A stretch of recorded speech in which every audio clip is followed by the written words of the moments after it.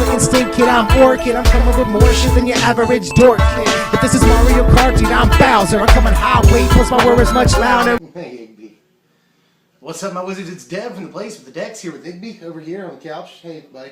We're here to talk about budget white-black allies, which is actually like super good. Been testing with it and having a lot of fun. Orzhov's my favorite guild. I expected this deck to be awesome, and it turns out it is. I'm going to make this the norm from now on. At the end of this deck tech, not only will I give you the budget deck, but I will give you an upgraded version of it for if you have a few dollars in your wallet, or if you want to sort of upgrade the deck as you go. You know, that's a lot of fun to be able to do that, and we'll have a long time to do it because a lot of these cards come straight from BFZ, meaning they'll be relevant for a long time. Two more things. There is a Mardu allies deck, obviously, that uses like March from the Tomb and I think it's Chasm guy, the haste guy, to sort of have a combo-y effect, you know. And there's also a maybe Orzhov or maybe even Mardu. There's a couple of things you could do with this deck that I really, really like. The combo deck that just wants to dump as many creatures in the graveyard as fast as possible, and then either Rally the Ancestors or March from the Tomb 4 Calistria healers back into play at the same time. They all see each other come into play at the same time, dealing 16 damage. And at that point, if you have any Zulaport Cutthroats on the battlefield along with an mtgo Husk, you more or less win the game, or at least that's their entire starting life total. So, trying to brew that up, but it's tough to pitch cards into our graveyard, you know. Do we use blue? We might be able to mill ourselves that way. Do we use green? Do we use like Gather the Pack? Do we use Mardu? I mean, there's you know, Tormenting Voice. There's other things we can do there. So lots of options for that deck, but I'm currently brewing it. I really like combo decks like that, and I want to do 16 damage all at once and gain 16 life. So yeah. That exists. But on to the deck in question here. This budget deck runs 26 creatures, which is an awful lot of creatures, but that's cool. We're an ally deck. We want to play as many creatures as possible because our creatures are sometimes our spells. We're going to start with 4 copies of Expedition Envoy, just, you know, basic Savannah Lions creature, but a little bit better in a deck like this because late in the game it's not a terrible top deck like it normally would be. You know, we can activate ally effects and stuff with this triggers late in the game, so it's not bad on the 8th turn sometimes, depending on what your board state is, you know. But gotta play a 1-drop. Here he is. I'm gonna talk about these two drops at the same time. They serve essentially similar functions. There's 4 copies of Zulaport Cutthroat and 4 copies of Calastria Healer in the deck. Cutthroat especially, I think, is gonna have pretty decent standard implications. A Blood Artist type creature is always good, you know. Both of these creatures provide like insane incremental, you know, advantage or value for you, whatever you want to say. And this is cool because it's an aggro deck that can go a little bit longer, you know. We're resilient, we gain life, we can outlast other aggro decks, we can pad ourselves against the big ramp decks. But an aggro deck usually deals its damage early, you know, 10, 12 damage early, and then has to finish out the game, which is always an issue for aggro. Well, in this case, you don't have to attack into these huge creatures they're playing, and you don't really care if they remove your dudes because they'll take damage and you'll gain life, you know. Really cool thing going on there, and I think the deck finishes well, if only because of these 2 creatures. 4 copies of Serene Steward, which is a good creature, it turns out. I was kind of surprised. I tested the card, I thought maybe it'd be okay. But, you know, whenever we gain life, being able to sort of a Johnny's Pride mate any one of our creatures is really good, you know. In their returns, we'll gain life more than once off of multiple triggers, you know, especially if you have a healer and a Cutthroat in play. And there's a couple other cards. We can get multiple triggers in one turn. And then we can just make a creature or 2, like, really big. And that's good in board stalls, which the deck does very admirably in board stalls, you know. We can deal damage with Healer and Cutthroat, we can gain life with the same 2 cards, and we can make our creatures bigger with this guy. We have a game plan. I don't know about Modern Solstice. Maybe that deck has a Johnny's Pride mate already, but it could replace a couple of the cards in the budget version. But in any case, in Standard, I enjoy the card, especially in these budget builds. 3 copies of Core Blade Whirl in the deck, continuing on the 2-drop train here. There's a lot of 2-drops in the deck.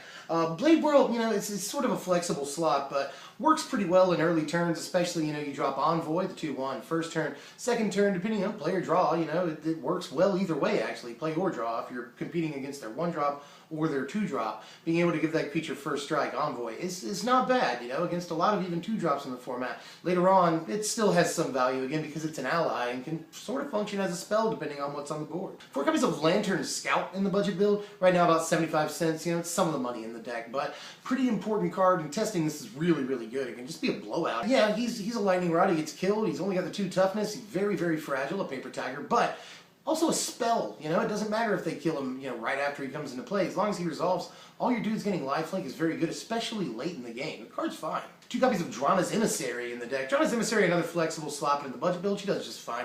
And is a trigger for Serene Steward, whenever we gain life, make our dudes bigger. And if we're grinding the game out, this helps, this can deal 3-4 damage over the course of the game, which is pretty good, honestly, without even doing combat damage. So, Drana's Emissary has been okay in testing, but it is one of the cards that definitely, I'd say comes out if we want to beef up the deck a little bit. And finally, our only non-allied creature, and it's a weird one too, but bear with me. This is, again, a flexible slot. The deck can do a lot of things, but the card's been very good when I see it in testing. Just 1 copy of Brutal Horde Chief. Just really, really good incremental advantage that sort of adds up very well. If we have Healer and Cutthroat and Brutal Horde Chief in play, it becomes very hard for our opponent to win, even if they have the proper blocks. And, worthy of note, with Horde Chief, we don't care if they have the proper blocks as long as we have the mana to activate his ability, so that's good too. Into the spells, we're playing 11 spells. White and black, very good in removal, and black good in disruption. So we are going to play 3 copies of Duress in the main deck. This is going to be really good against mostly mass removal. I think control is a thing in the format, but even some aggro decks, considerably, speaking the landfall deck, we're going to play a lot of instants and sorceries as well, and things we can rip out of their hand. We can also rip planeswalkers, which are going to be really important in this format. A lot of playable planeswalkers in this format. Not even to mention the Magic Origins ones, which we cannot rip with Duress, but they're, Ob Nixilis, Gideon, they're going to see play. So Duress is fine in this format, even against non-control decks that want to play like a Tarkus Command and possibly Swell of Growth and a couple of other things, pump spells. So, and burn spells and stuff like that. So, Duress is good against nearly everything in the format, and I'll totally play it, especially to keep us from getting hit by mass removal. Although, I know I'm saying a lot here, but we can get hit by mass removal, and as long as we have a Cutthroat out, we're totally fine. I mean, dealing 3 or 4 damage when they languish is not something they want. Into the removal, which is most of the rest of the deck. 2 copies, and it could be more, possibly 3 actually, but I'm playing 2 copies of Valorous Stance in the main deck. Not only does this protect key creatures, which we do want to do sometimes, but kills bigger creatures that just totally blow us out in combat. Most notably Siege Rhino. That card is a real pain in the butt for playing every deck in the format, but us especially. We've got a lot of small dudes, and once they play a dude like Siege Rhino, it gets a little tougher. So being able to Valorous Stance that away is very important. We're also playing 1 copy of Ultimate Price, which, I do think it's a little bit worse in this format with colorless creatures, Hangerback Walker being so big. But there are still a fair amount of monocolored creatures, in red, in the Landfall deck, that's important. The mono white deck and the mono black deck are both maybe going to be a thing, especially the mono white. I think that survives the rotation. But in any case, plenty of monocolored creatures to justify at least the 1-of copy of Ultimate Price in the deck. We are playing 2 Stasis Snare, very, very good at instant speed, and is also good at helping us take out those later game threats that they're bound to play to try to outclass us and just run over us. So Stasis Snare is very important for the deck, and is good at the 3-drop slot. We're not playing too much in that slot, and is good to sort of, control the board and help us, keep getting the advantage we need to get off of smaller creatures. 1 copy of Murderous Cut, we're putting a lot of dudes into the yard, and though we are playing 1 card that gets guys out of the graveyard, Murderous Cut is still something we definitely want to play, even if we can only play it, for 3 mana some of the time. That's fine. We will get the full just 1 mana on occasion, and Murderous Cut is just always good. It's a very good piece of removal. I want to play it.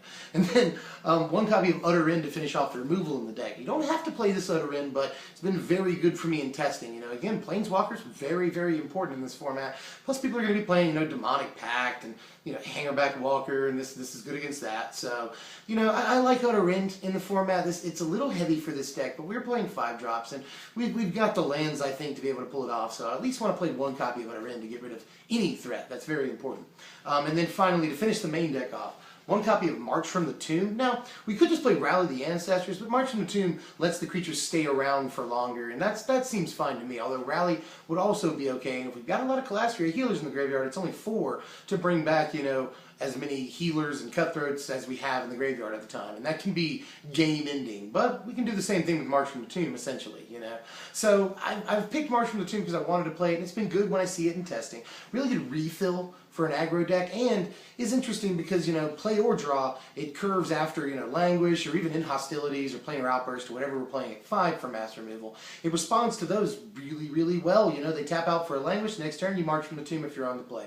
pretty good sequence, it turns out, and just negates their entire game plans. Here's the lands. Now, this is a budget build, but if you had a couple of bucks, play the man lands, you know, the white-black man lands. Shambling Vent, I think it's called? Yes, that is the name. Aside from that, pretty standard land base, I would say. Note, ally encampment, it's like $1.75 right now. It may go down, it may go up, but $1.75 is like the most money card in the entire deck. But you can replace these if you want with Swamps and Plains. It's totally fine to do that. And then here's the sideboard for this deck. It's pretty predictable, honestly. I mean, white and black again, removal, disruption, those things. Another utter end, I could see that. Let's do that. So maybe erase in the sideboard, I could see that being a thing. Lots of, you know, despise is another good option. So we've got a lot of really interesting ways to go in the sideboard with white and black, and these are just some ideas. Here are your power rankings for this deck. A 62 overall, which is actually really good for a $20 deck. That's like more than fine. 62 can compete with a lot of the decks in the format, and I've tested it against, you know, older decks. Abzan gave it a big problem, but it's actually better against control than I imagined it would be. It has its issues,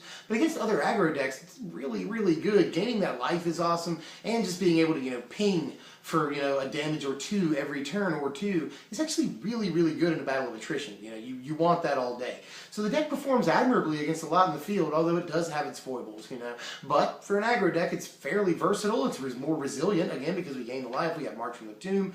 You know, we can do a lot of stuff with this aggro deck. It's very consistent, lots of 4-ofs in the deck, and it looks like there's a lot of 1-ofs with the removal, but really, that's just basically, count that as 7 pieces of removal. Don't look at it as a bunch of 1-ofs. But, you know, aside from that, the deck doesn't play like a who's who of powerful cards, but if we were to play a more powerful version of the deck, it might look something like this over here. And we're not adding too much, if you'll notice. You know, Gideon, I think, is an important card for the deck, and especially Sorin. Sorin is just absolutely nuts. That +1 in this deck, that's everything the deck wants. If you have Sorin, definitely sleeve a couple of him up. And we want to play Drana, obviously, a very, very important card in this deck. But budget deck just can't play her, you know. Right now, she pre-orders for like 18 bucks at the time of making this video. She'll probably cool off a little bit, I dare to say. We'll have to see. I think she probably will cool off slightly, if not a lot. We'll have to see. I really like Drana. I don't know that she'll stay at, you know, 20 bucks forever. That's ludicrous for this card. So right now she's just way out of our price range. But that being said, the deck here, as you see it, does not cost that much compared to a lot of standard decks. It's about $175 pre-orders. With pre-orders to put this all together. And, you know, a lot of times after 2 weeks, a month after a set comes out, cards will cool off and go down a little bit. Speculation isn't as hot on a lot of cards. Some cards fail, some cards win. The set is being opened up a lot, so cards just sort of naturally go down in price as supply goes up, you know. So there's a lot of reasons to believe a lot of these cards will go down, and the deck will be even cheaper, you know, 2 weeks or a month after game day. Well, I think that's pretty much all I've got for now. That was a lot to say in a very little amount of time, but I'm really excited about this deck. It performs very well. There are times, again, where you just have lethal on board. You don't have to worry about swinging. You just have to worry about your dudes dying. So a creature like Nantuko Husk could work really well in this deck.